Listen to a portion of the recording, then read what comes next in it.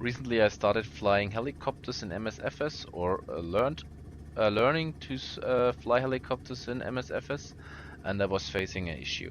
If I want to maintain a stable flight, holding altitude, holding speed, holding attitude, you need to hold the stick the whole time in a certain position, or you have to trim the helicopter really fine, which is not that easy to do, and is not that fast to do. So I was looking for another solution, um, similar to ForceTrim in other helicopters, but I only have a center spring joystick, no force feedback joystick, so that's not that easy to do.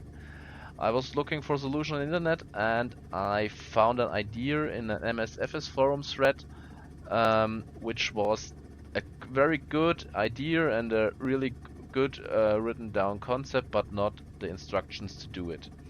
So I figured it out how to do it with SPAD.neXt, and now I want to show you what I did. I can now stabilize the helicopter with my joystick. Click one button, bring back the joystick to the center position, to the hardware center, and now I can move the center around this new software center. Yeah, so you can now fly really stable and take your hands off, or even readjust it a little bit and set a new center. See you in a few minutes in SPAD.neXt, and I will show you how to do it. First of all, I would like to show you the forum thread by LuisArgerich. I hope I pronounced your name correct, who brought up the idea and also wrote down the concept, which brought me to the idea to do it by myself, because the only thing he wasn't providing was instructions to do it with a SPAD.neXt. Um, I will link the thread below the video, so you can read it by yourself, and also you can read my post, where I also wrote down how I did it, and you can copy some parts. So first of all, we will switch here into SPAD.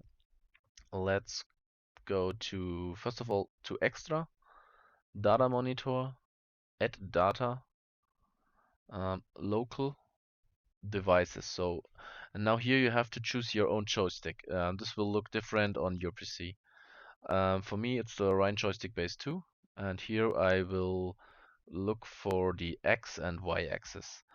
I choose both and put it into the data monitor, and now I can see the values that the hardware stick is providing. Full left 0, center 50 or 49, full right 100, full forward 0 on the y-axis, full back 100 at the y-axis.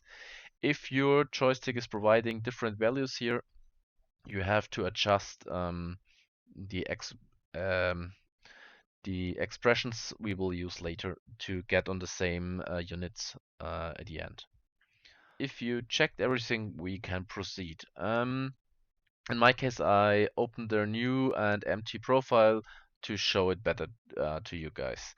The next step is to go to Controls, choose your joystick, which you have connected to your PC, and look for the button you want to assign with the ForceTrim action. For me, it's button 8, so I choose button 8, and now I find this.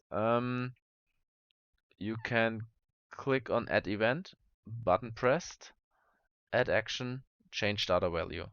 So the first thing we have to do is we need to create these three local variables: own elevator safe, own aileron safe, and own FT.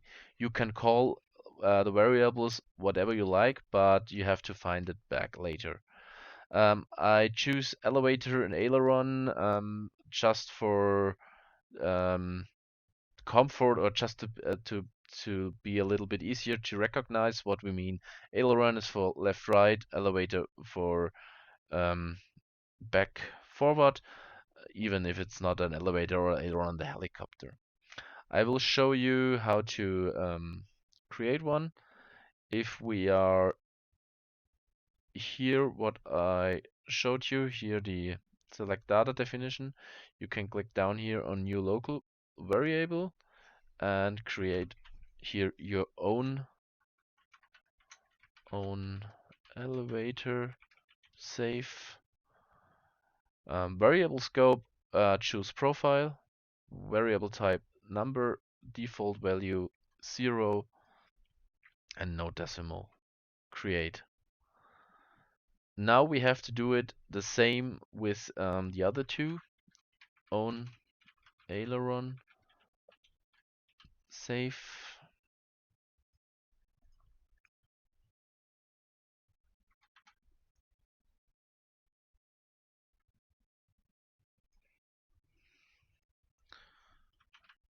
Own FT. Your number. No decimal. Cancel. So now we created everything. Now we can start adding the actions to the button. So first of all, click Add Action again. Change data value. Search up here for your now created variables. We will start with the aileron safe. Click OK. Click here expression, edit expression. So now go back to the forum thread and copy everything from here to here. And go back to SPAD and paste it. Now it's really important. You have these are my joystick buttons or axes, and also my created variable. So you have to delete this here. Click on Add Data. Go to Local Devices and again and choose your joystick. Look for your axis you want to assign. Click OK. Now your axis will be here. Also, to be sure everything is correct, delete this. Click Add Data and look again for your variables and choose here the same we are now editing. So we started with aileron, we will choose here aileron. If you did this, you can click validate and you need to see a number here. If you move your joystick and click validate again, the value has to be changed. So you can check if everything is working. So you click on OK and OK again. That's the first step. The second one, you have to do the same for the elevator. I already will copy everything here. You can go back to SPAD, add action, change data value, look for your created variable, choose elevator safe, expression, paste it. Sorry, didn't copy it, so I will copy it again, switch back to SPAD, paste it now. Also here, delete the y-axis, click on Add Data, Devices, the same thing again, but now choose the y-axis. With OK, you can enter it here, and also here delete the safe variable behind here. Add data, own. Also, we are now adding the elevator, so we have to choose here elevator. Click OK, and your variable is here. We can also check it here with the validate, and now when we move the elevator axis, it should change. Click OK and click OK. So we now set up the first two actions. The third action is we want to set our third value to 1. This is because we need to tell the axis later, or tell SPAD.next, don't send the axis input now. So we will set the own ft for, in my case, for ForceTrim to value 1. It's the same procedure as before. Change data value. Look for own ft. Click OK. And now we have to use static value 1 and click OK. Now you want to have some time to bring your hardware joystick back to the center. So add action, pause delay, and here you can choose how much time you will have to bring your joystick back to the center before SPAD.neXt is sending again data to the simulator. In my case, I choose 500 milliseconds, a half a second. If you want to have to more or less, you can choose your own values. And after that, we have to set back the own ft to 0 again. So SPAD.neXt will send again data to the access data to the simulator. So just click here, profile own ft, it should be selected. You click OK. Static value 0, that's completely fine. Click OK, click OK. So now we have set up our first button. It's a good idea to save the profile now. If we go to the thread again, here I was explaining what we are doing. So the next thing we have to do is to set up the axis. When we go back to SPAD, click on the x-axis, click add event, axis value changed, add action. Add the condition first of all. Browse and look for our profile own ft. Click OK, and says it should only send if it equals 0. It's everything correct. You click OK. If you set the condition to 0, you have to click add action and then send simulation event. Look here for aileron underscore set. I used SimConnect. If you have FSU IPC, I think you can also use this, but I used SimConnect. So SimConnect, click OK. Expression again, edit expression. Come back here and copy this expression. Oops. Paste it here. And also here again, delete my axis. Especially I choose the wrong one. I need this one. We are editing the aileron. Copy this expression. Go back to SPAD. Paste it. And then delete my axis. Go to add data. And put in your axis, in this case the x, because we are editing the x-axis. And also here again, add the data to your created aileron safe. Click OK and choose it here. I forgot to mention in the first expressions, if you don't have values from 0 to 100 on the raw data, you have to adjust this formula. If it's also 0 to 100, you can leave it like this. Click OK. Click OK. So aileron set is correct. OK. Click now on the y-axis. Do the same again. Axis value changed.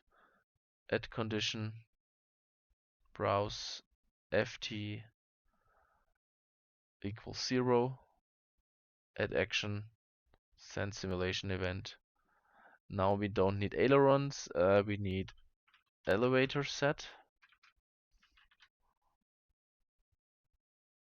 Elevator set. Okay. Expression, edit expression.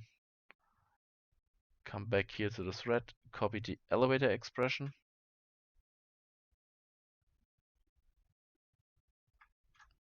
and also do here the same. Delete my value, my axis, add your axis, and delete here my variable and fill in your created variable.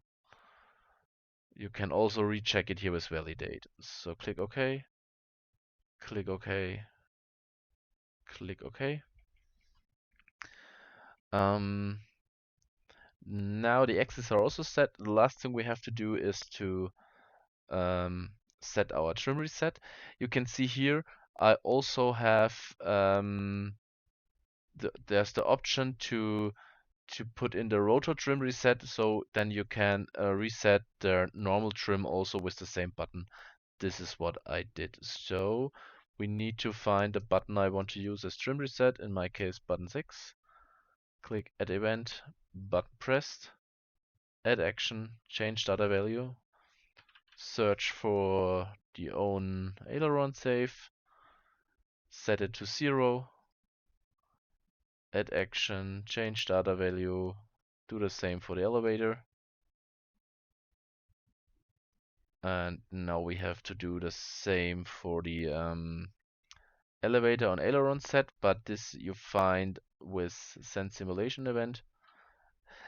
Elevator set to 0. Add aileron set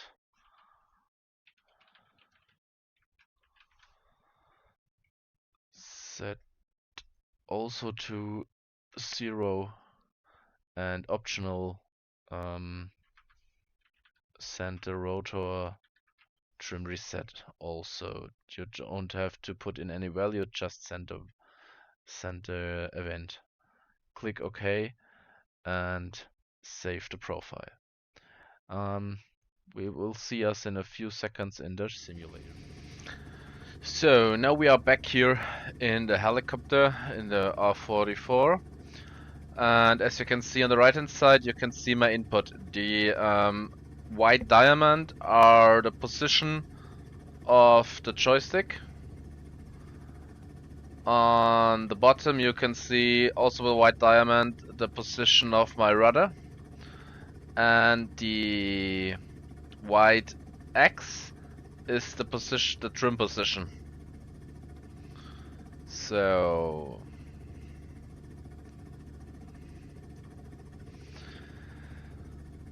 now let's take off, and I will switch on my joystick cam as well. Now you can see my movements here with the real joystick and what is in the software. So now I took off.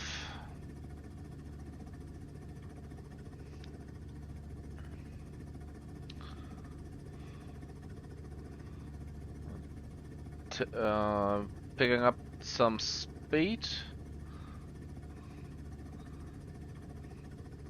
And as you can see, I have to hold my joystick to the front and a little bit to the right.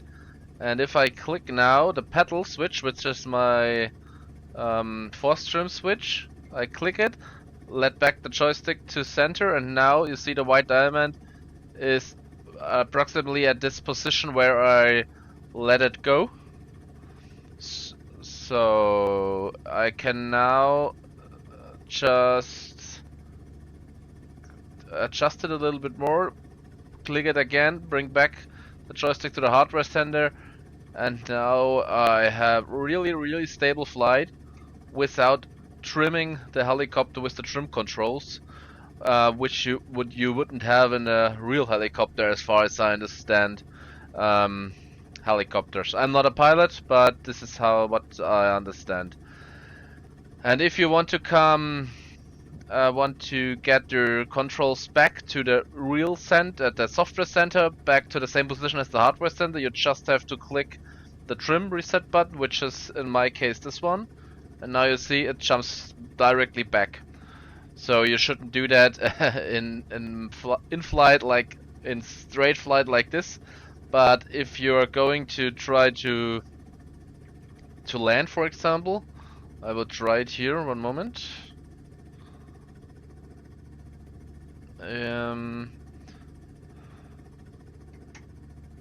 So now I set it again to a new software center.